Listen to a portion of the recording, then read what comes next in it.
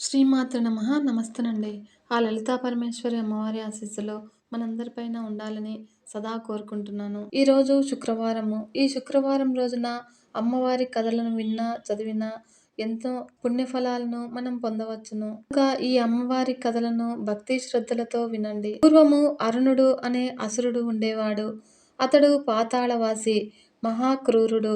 దేవతలంటే అతడికి బద్ధ విరోధము. దేవతలను జయించాలనే సంకల్పంతో బ్రహ్మ కోసము తపస్సు చేయాలని అనుకున్నాడు. హిమాలయాల దిగువన గంగానదీ తీరంలోని ఏకాంత ప్రదేశంలో ఘోర తపస్సు ప్రారంభించాడు. గాయత్రి మంత్రాన్ని జపిస్తూ నీరు మాత్రమే త్రాగుతూ 10,000 ఏళ్ళు తపస్సు సాగించాడు. కేవలము గాలి మాత్రమే పీలుస్తూ మరో 10,000 ఏళ్ళు తపస్సు సాగించాడు. అతడి తపోగ్రత అంతకంతకు పెరిగి అతడి శరీరం నుంచి మంటలు వెలువడి లోకాలను దహించడం ప్రారంభించాయి. ఆ అరుణుడి తపోగ్రత నుంచి వెలువడిన మంటలు లోకాలను దహిస్తూ ఉండటంతో దేవతలు భీతావాహులై పరుగు పరుగున బ్రహ్మదేవుడి వద్దకు వచ్చి చేరుకున్నారు. దేవతల మొరను ఆలకించిన బ్రహ్మదేవుడు గాయత్రి సమేతంగా హంసవాహనాన్ని అధిరోహించి అరుణుడి వద్దకు బయలుదేరాడు. అరుణుడి ముందు బ్రహ్మదేవుడు ప్రత్యక్షమైన సమయానికి అతడు బొందిలో ప్రాణాలు మాత్రమే మిగిలి ఎముకల పోగులో మిగిలి ఉన్నాడు. బ్రహ్మదేవుడు అతనిని చూసి, వత్స, ఏమి నీ కోరిక అని అన్నాడు. బ్రహ్మదేవుడి నోట మాట వినగానే అరుణుడు ఆనంద పరవశుడయ్యాడు. బ్రహ్మదేవుడి ముందు మోకరిల్లి నానా విధాలుగా స్తుతించాడు. దేవా, నాకు మరణం లేకుండా వరమివ్వు అని అడిగాడు. అంతటా బ్రహ్మదేవుడు, నాయన, జీవులకు కాలధర్మం తప్పదు. అది తప్ప ఇంకేదైనా వరమడుగు, తీరుస్తాను అని అన్నాడు బ్రహ్మదేవుడు. అయితే వరుణుడు, యుద్ధంలో నాకు శస్త్రశాస్త్రాల వల్ల గాని, స్త్రీ పురుషుల వల్ల గాని, 2 కాళ్ళ లేదా 4 కాళ్ళ జంతువులతో గాని, 2 ఆకారాల ప్రాణులతో గాని చావు కలగకుండా వరమివ్వు అని అన్నాడు. ఇదివరకటి రాక్షసులు హతమారిన సందర్భాలను గుర్తు చేసుకుని అరుణుడు ఎంతో తెలివితో అడిగిన ఈ వరానికి బ్రహ్మదేవుడు తథాస్తు అంటూ సమ్మతించాడు. అప్పుడు బ్రహ్మదేవుడిని నుంచి వరం పొందిన తర్వాత అరుణుడు తిరిగి పాతాళ లోకానికి వెళ్ళాడు. అక్కడ అసురులందరినీ సమావేశపరిచి బ్రహ్మదేవుడి ద్వారా తాను సాధించిన వరాన్ని గురించి చెప్పాడు. అంతటా ఆనందభరితులైన అసురులు అసుర చేష్టలను ఎక్కువ చేశారు. అరుణుడిని తమ పాలకుడిగా ఎన్నుకున్నారు. వెంటనే అరుణుడు స్వర్గానికి తన దూతను పంపాడు. స్వర్గాన్ని తక్షణమే విడిచిపెట్టి వెళ్ళిపోవాలని, లేదా అరుణుడితో యుద్ధానికి సిద్ధపడాలి అని ఆ దూత తెచ్చిన సందేశానికి ఇంద్రుడు భయకంపితుడయ్యాడు. ఇంద్రుడు దేవతలతో కలిసి బ్రహ్మ వద్దకు వెళ్ళాడు. వారు విష్ణువు వద్దకు వెళ్ళారు. తర్వాత అందరూ కలిసి కైలాసానికి వెళ్ళి పరమేశ్వరుడికి పరిస్థితిని వివరించి ఆపద నుంచి గట్టెక్కించమని కోరారు. అంతటా బ్రహ్మదేవుడు, అతడికి ఇచ్చిన వరం వల్ల మనమెవ్వరము అతన్ని ఏమీ చేయలేము. అందువల్ల త్రిభువనేశ్వరి అయిన జగజ్జననిని శరణు కోరుదాము. ఆమె మాత్రమే రక్షించగలదు అని అన్నాడు శివుడు. దేవతలందరూ కలిసి జగజ్జనని అయిన ఆదిపరాశక్తిని ప్రార్థించారు. వారి మొరను ఆలకించిన ఆమె, అరుణుడు నిత్యము గాయత్రి మంత్రాన్ని జపిస్తూ ఉంటారు. ఆ జపాన్ని విరమింపజేసినట్లయితే వాడికి చావు మూడుతుంది అని పలికింది. అలా జగజ్జనని చెప్పిన తరుణోపాయాన్ని నెరవేర్చడానికి దేవేంద్రుడు దేవతల తరపున బృహస్పతిని అరుణుడి వద్దకు పంపాడు. బృహస్పతి అరుణుడి వద్దకు వెళ్ళాడు. అరుణుడు అతడికి స్వాగతం పలికాడు. మునివర, ఎక్కడి నుంచి రాక? అయినా నేను మీ పక్షపాతిని కాదు. నీవు మా పక్షపాతివి కాదు. నేను దేవేంద్రుడికి దేవతలకు శత్రువునని నీవు ఎరుగుదువు కదా అని అన్నాడు. బృహస్పతి, అదంతా సరే, నువ్వు గాయత్రి మంత్రజపం చేసేవాడివే, నేను గాయత్రి మంత్రజపం చేసేవాడినే. కాబట్టి నువ్వు మా పక్షపాతివి ఎందుకు కావు అని అన్నాడు బృహస్పతి. అంతటా అహం దెబ్బతిన్న అరుణుడు, నా శత్రువైన నీవు జపించే మంత్రము నాకెందుకు అంటూ గాయత్రి మంత్ర జపాన్ని వదిలేశాడు. వచ్చిన పని నెరవేరడంతో బృహస్పతి అక్కడి నుంచి వెనుదిరిగాడు. అలా వరకారణమైన గాయత్రి మంత్రాన్ని వదిలేసిన తర్వాత అరుణుడు తేజోవిహీనుడయ్యాడు. అంతటా దేవతలందరూ తిరిగి జగజ్జననిని ప్రార్థించారు. జగజ్జనని తుమ్మెదలు మూగిన పూలమాలలతో ప్రత్యక్షమైంది. తుమ్మెదల సైన్యాన్ని అరుణుడి మీదకు పంపింది. ఆ కోటానుకోట్ల తుమ్మెదలు భీషణ జూంకారాలు ధ్వనులు చేస్తూ అరుణుడి మీద దాడి చేశాయి. అరుణుడి అరుణుడి అసుర సేనలను కుట్టి కుట్టి హతమార్చాయి. తుమ్మెదల దండయాత్రతో అరుణుడు హతమొందాడు. భ్రమరాలతో రాక్షస సంహారం చేసిన జగజ్జననిని భ్రామరీదేవిగా పూజలందుకుంది. ఇప్పుడు అమ్మవారి నామాలే ఆ మహానగరాలు, వాటి ప్రాశస్త్యమేంటో ఇప్పుడు తెలుసుకుందాము. మన ఛానల్ని ఫస్ట్ టైం చూస్తున్నట్లయితే, ఈ వీడియో కనుక మీకు నచ్చినట్లయితే మరియు ఉపయోగకరంగా ఉంది అనిపిస్తే లైక్ చేయడం మాత్రం మర్చిపోకండి. మరియు మన ఛానల్ని సబ్స్క్రైబ్ చేసుకుని మరింత ముందుకు తీసుకెళ్లగలరని ఆశిస్తున్నాను. విభిన్న నామాలతో, వివిధ రూపాలతో ఆయా ప్రాంతాల్లో కొలువైన ఆ ఆదిపరాశక్తి పేరు మీద ఏకంగా కొన్ని మహానగరాలే వెలిశాయంటే ఆశ్చర్యం కాక మరేమిటి? అమ్మవారి నామంతో వెలిసిన అలాంటి నగరాలు కొన్ని, వాటి ప్రాశస్త్యం ఇప్పుడు తెలుసుకుందాము. కోల్కతా కాళీమాత.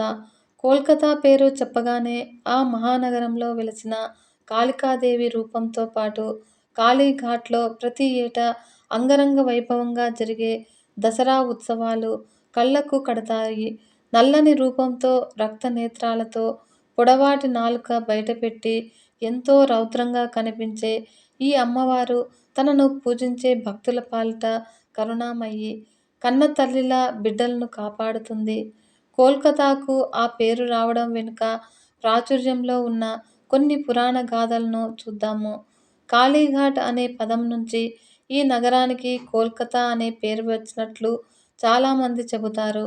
అలాగే బెంగాలీ భాషలో కాళికా క్షేత్ర అంటే కాళికాదేవి కొలువై ఉన్న ప్రాంతము అని అర్థము. అమ్మవారు కొలువైన కాళీఘాట్, కాళీ దేవాలయానికి వందల ఏళ్ల చరిత్ర ఉన్నట్లు స్థల పురాణం చాటుతోంది. కమలాదేవి పేరు మీదుగా మంగుళూరు.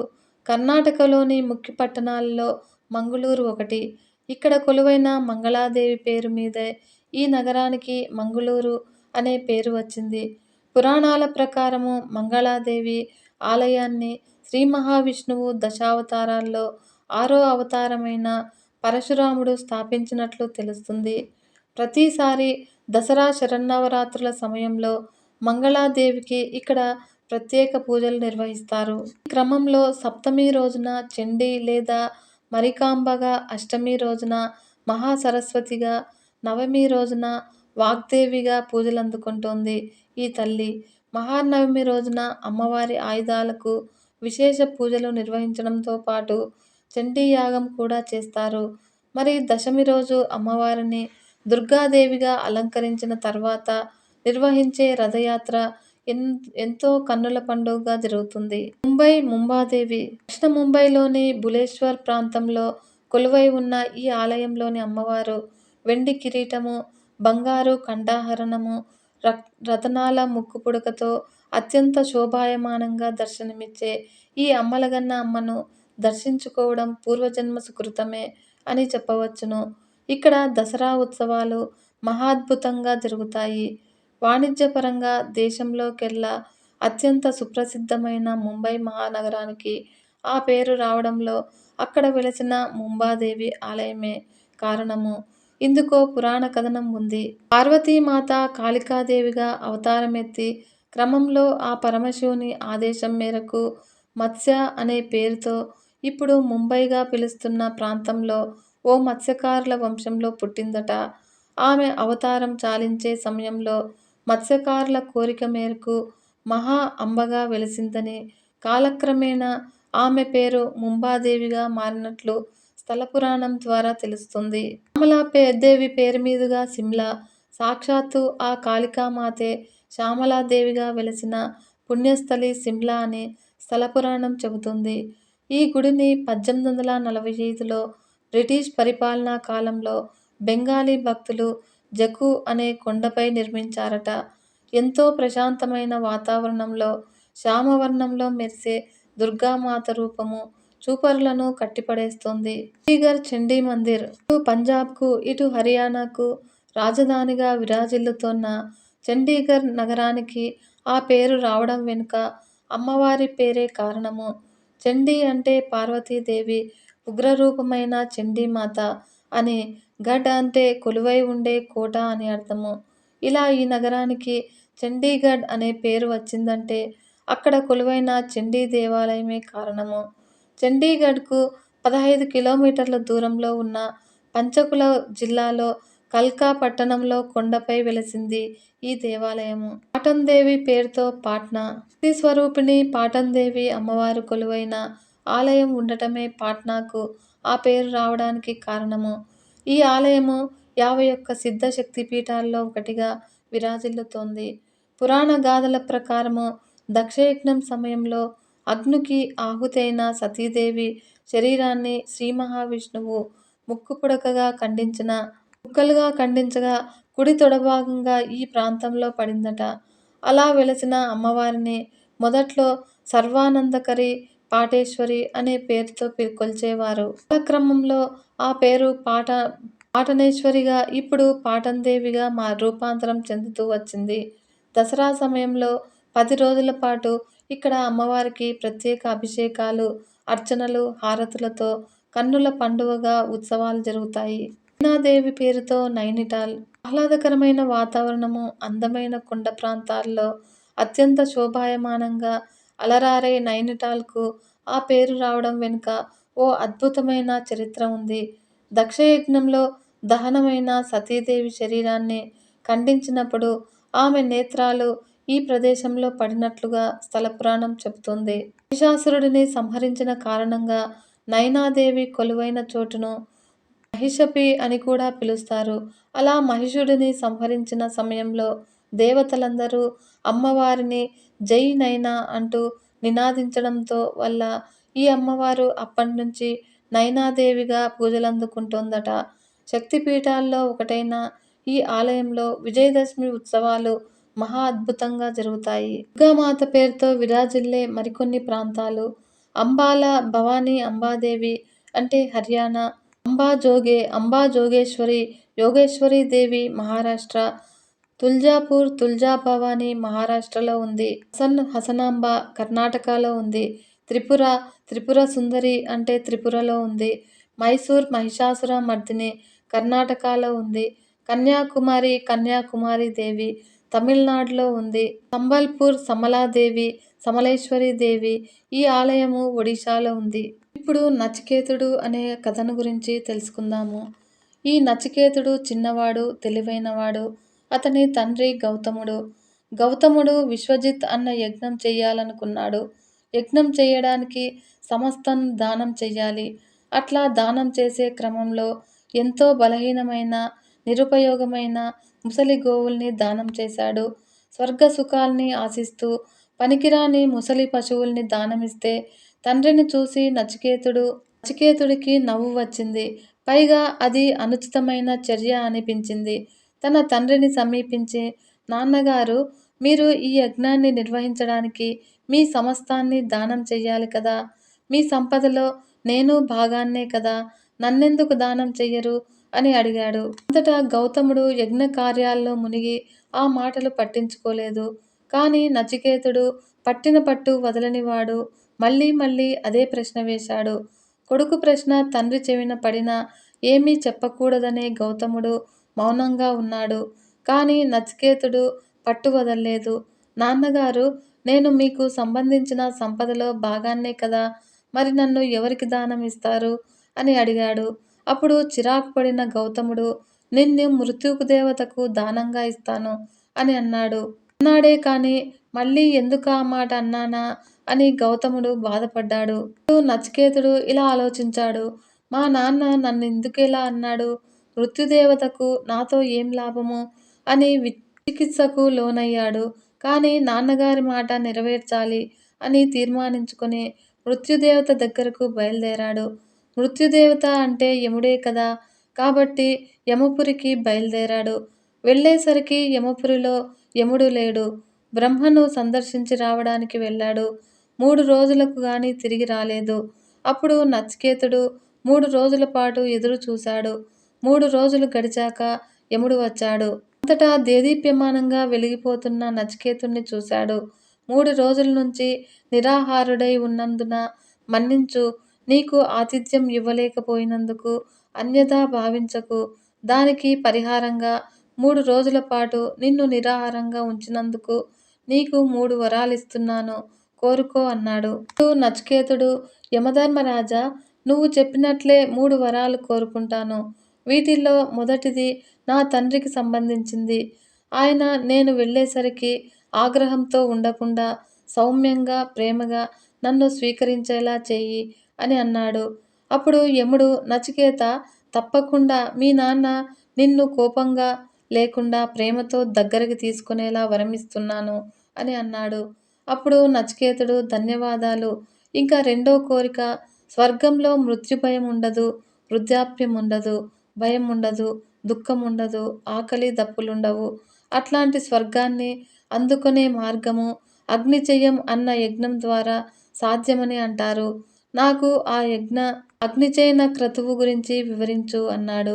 యముడు, తప్పక వివరిస్తాను అని స్వర్గప్రాప్తిని పొందే అగ్నిచయను క్రతువు గురించి వివరించాడు. అంతటా నచికేతుడు, నాపై దయతో 2 వరాల్ని ఇచ్చినందుకు కృతజ్ఞుణ్ణి. మీకు రుణపడి ఉన్నాను. ఎప్పటినుంచో నన్ను వేధిస్తున్న సమస్య ఉంది. దానికి పరిష్కారము మీ దగ్గర దొరుకుతుందని నమ్మకంతో ఉన్నాను అని అన్నాడు. యముడు, తప్పక నాకు వీలైతే చెబుతాను అని అన్నాడు. నచికేతుడు, యమధర్మరాజా, మనిషి చనిపోయిన తర్వాత ఏమవుతాడు? శరీరానికి వేరుగా ఆత్మ ఉన్నదని, శరీరం నశించిపోయినా ఆత్మ ఉంటుందని కొందరంటారు. కొందరు ఆత్మ లేదంటారు. ఈ విషయానికి సంబంధించిన నిజానిజాల్ని తెలుసుకోవాలని అనుకుంటున్నాను. ఇదే మిమ్మల్ని కోరే 3వ వరం అని అన్నాడు. అతని ప్రశ్నతో యముడు నిరత్తురుడయ్యాడు. నచికేత, ఆత్మచర్చ అతి గహనమైంది, సూక్ష్మమైంది. ఈ విషయంలో దేవతలు కూడా సందిగ్ధంలో పడ్డారు. నీకు ఇతర భౌతికానందాలు, స్వర్గ సుఖాలు ఎన్ని కావాలనుకున్నా ఇచ్చేస్తాను. ఇది తప్ప ఇంకేదైనా వరం కోరుకో అని అన్నాడు. ఎంత చెప్పినా నచికేతుడు పట్టు వదల్లేదు. చివరికి అతని పట్టుదలకు సంతోషించి యముడు, నచికేత, మనిషికి 2 మార్గాలు ఉన్నాయి. ఒకటి శ్రేయో మార్గము, రెండోది ప్రేమ మార్గము. మొదటిది నివృత్తి మార్గము, రెండోది ప్రవృత్తి మార్గము. మనిషికి నిగ్రహం లేకపోతే జనన మరణ చక్రంలో చిక్కుకుపోతాడు. నిర్మలమైన నిగ్రహం అని ఉంటే జనన మరణ చక్రం అనే పునరావృతమయ్యే మార్గం వదిలి అమృతతత్వాన్ని అందుకుంటాడు. అట్లా ఆత్మని అన్వేషించే, ఆ అనుభవాన్ని అందుకునే అంతర్ముఖులు ఎక్కడో అరుదుగా ఉంటారు. సృష్టి మొదలైనప్పటి నుండి ఆత్మ మనసుతో, ఇంద్రియాలతో, బాహ్యమైన వస్తువులతో, బాహ్య ప్రపంచంతో పరిచయం కలిగి ఉంటుంది. అంతర్ముఖుడైన వాడు మేలుకొని ఉన్నప్పుడు, నిద్రిస్తున్నప్పుడు కూడా అన్నిటి పట్ల సాక్షిభూతుడుగా ఉంటాడు. తనని తాను తెలుసుకుంటాడు. ఆత్మే అన్నిటికీ ఆధారమని గ్రహిస్తాడు. అది తెలుసుకుంటే అన్ని దుఃఖాల నుండి విముక్తుడవుతాడు. అనంత ఆనంద కేంద్రంలో ఉంటాడు. ఆత్మ అనంత వ్యాప్తము. ఆత్మని మాటల్లో వర్ణించలేము. చేతులతో తాకలేము, కళ్ళతో చూడలేము, నాలుకతో రుచి చూడలేము, వాసన చూడలేము. తర్కానికి ఆత్మ అందదు. అది ఆది మధ్యాంతరహితము, రూపరహితము. అది అణువు కన్నా చిన్నది, విశ్వం కన్నా విశాలమైనది. ఈ సత్యాన్ని గ్రహిస్తే మనిషి మృత్యువుని జయిస్తాడు అని అన్నాడు. ఆత్మ గురించి అంతరంగాన్ని అందేలా చెప్పిన యమధర్మరాజుకు అభివాదం చేసి నచికేతుడు ఇంటి ముఖం పట్టాడు. తెలుసుకున్నారు కదా ఫ్రెండ్స్. ఆ అమ్మవారి ఆశీస్సులు మనందరిపైన ఉండాలని సదా కోరుకుంటున్నాను. సర్వే జనా సుఖినో భవంతు. లోకా సమస్త సన్మంగళాని భవంతు. నమస్తే.